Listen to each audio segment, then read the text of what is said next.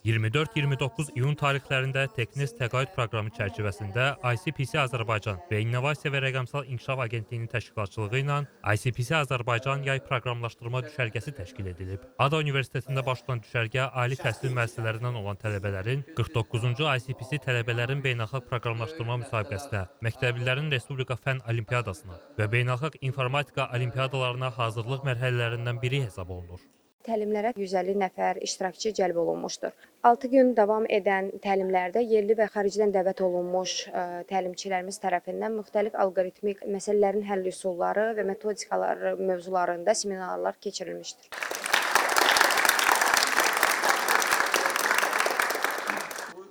İştirakçılara yarış mühitində məsələlərin alqoritmlərinin həllini müxtəlif proqramlaşdırma dillərində reallaşdırmaq, avtomatik kod qiymətləndirmə sistemlərində sınaqdan keçirmə tapşırıqları verilib və məsələlərin həlləri müzakirə edilib.